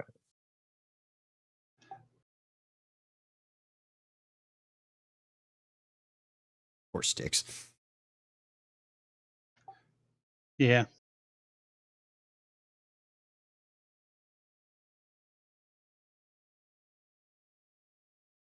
Mama But I Naga think gonna that's it. love you. Yeah, I can't wait for that.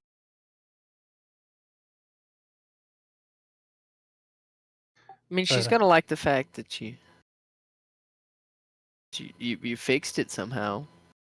Maybe. and then immediately released a problem they had already solved. Oh yeah, no, she's gonna be real happy about the whole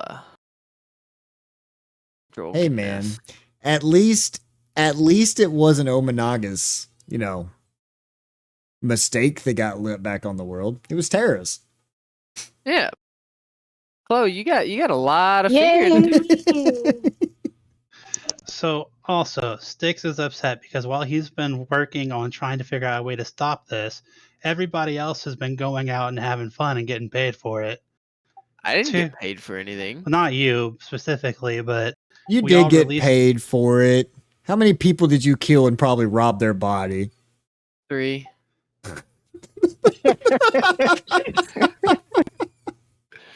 It was 2. 3. He now knows that Scarlet is okay, but nobody even came to tell him. And he's been worried about this for like the past 3 days. He knows it wasn't her that was in the keep with us, but he still didn't know if there was any voodoo magic going on here. Sorry, I've been busy killing people. You I didn't know thought we that, but determined in the keep that wasn't them. well, yes, it wasn't them, but it still doesn't mean something couldn't have happened to her. Yeah, man. Yeah. Voodoo dolls. Y'all killed it, turns into a terracotta doll, but that actually kills the real things too, because it's a voodoo representation. Never know. Never know. You never To D&D. be fair, I was the only one who knew that she was okay. So sorry, Styx. That's my bad. Like entirely on me. Also, Demetrius didn't find out until like the last day of downtime that Heresy was okay. Yeah. So That's fine. Like I said, I'm not really like out of character. It doesn't bother me, but in character, I have to give him a reason to be upset. But also, Styx is also when I going through a lot see right you, now. I'll let you know. But sorry. When I see you again. 3, I'm pretty sure he's about to get yelled at if Omonaga doesn't take away his powers. Way on Styx. It's coming, boy. Demetrius had to find her. So I don't know why Demetrius sounds like he's talking through a tunnel. I thought you were about to say a toilet for some reason. Like, what does that even mean, Fox? Late I at night, still day can't. 3 made it happen. Wow. Sticks doesn't sleep, but it's fine. Like I said, it's all in character stuff.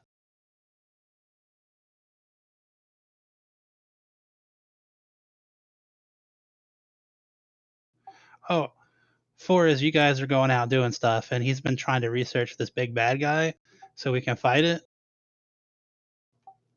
And he hasn't made any money in the past few days.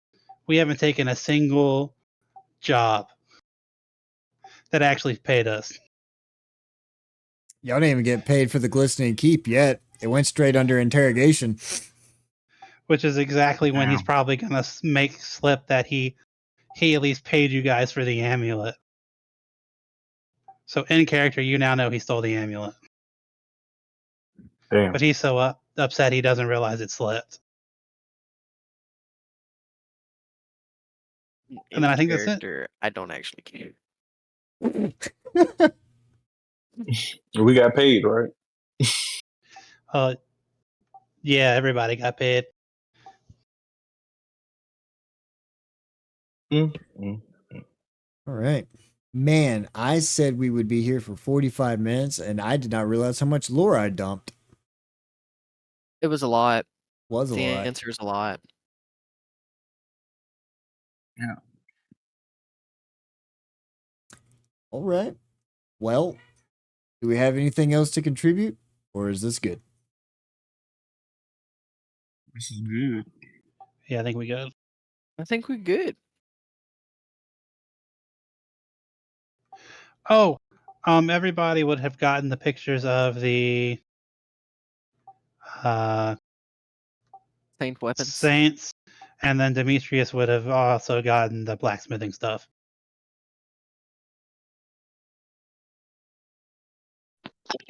Cool. I will start looking at those recipes. Well, Demetrius will start looking at those recipes as soon as he gets a chance to start making stuff. Good Looking luck. at what he sent me already, because he sent me it very recently, there's out of character going to be things for myself and then things for other characters that he's going to make for people. Just FYI. Good luck. There's some things that I can see possibly being made. There are others that might not be able to be crafted. And I think y'all all cut out on me again. Y'all did. Hold on. All right. I'm back. So what I was saying though is be careful with what you think you're going to be able to make, because it's going to be a little bit trickier than what you think. I know. That's why I'm pretty sure you know what I'm trying to think about making for a certain person, and you're telling me that that's not going to be maybe possible or easy. So, If it's the second part of that recipe with the, yes. it's going to be very, very difficult. There's only a few of those that are actually in existence now in the campaign, and currently the Hollowoods hold all of them. Okay. Phelan has one, and so does Jekyll. Jackal. Exactly. Yeah. So that is one of those things where, and the reason for that is because if you look in the recipe book, one of those recipes calls for a pressurized boiler. Yep. The dragon breath boiler. Yeah. So you know that big monstrosity of a furnace that y'all found whenever y'all went to the foundry?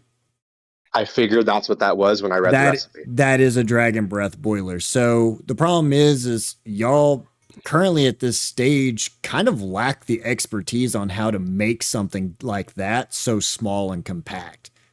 And that was something that they specialized in back then. Even now, what Faye uses is still not used the same way. It's actually broken. But the only reason it works is because there's a piece of powder that even the slightest spark can cause an explosion big enough to take out a small house. They used that in that because it's the only, for whatever reason, this thing was designed to be able to handle a ridiculous amount of pressure buildup. They have not been able to reproduce it. But Do you think with you're on your continuing what I'm learning from Tiberius, would that ever gain me the knowledge to do something like that though? the problem is probably not so much in this lifetime. There's Okay. there's twofold to this book. One is the possibility of maybe finding somebody with the skill to make one. The other part of that is also partly world building, where now that that recipe has kind of come to the surface, over the next 100 years or so, technology may advance to see that becoming a thing. So this is So it may not be this main, campaign thing, but if I can figure out how to extend my lifespan, as we've already talked about, maybe another lifetime in campaign, it would be possibly. surface. Got it. So there was an old character in the old campaign that researched exotic arrow crafting components, and those have slowly become a production item in the world. So sometimes it's just world building. Just because you have a recipe doesn't necessarily mean that it can be made. You may still Okay. just lack the technology advantage to get there yet. But the first recipe is totally obtainable in this lifetime. If you ask the right person. It may not Gotcha. be to the same caliber of what that recipe is, but it may be more to the caliber of what you have now. So whereas that recipe details specific catalyst from dragonkins and stuff like that, that give an extra bonus on top of that 5e does not have. So you might be able to make the 5e base of it, but you may never be able to achieve the full aspect of what they once had. Sort of like Damascus metal, like, it's this legendary metal or whatever, but samurai of old make it way better than what it is modern day. Yeah, type of thing. They just knew how to do it better. Can't make Damascus steel the same way anymore. So, recreatable, yes. To the same caliber as what it was for the race of old, no. So, but with that, we can go ahead and wrap up for this evening if y'all want.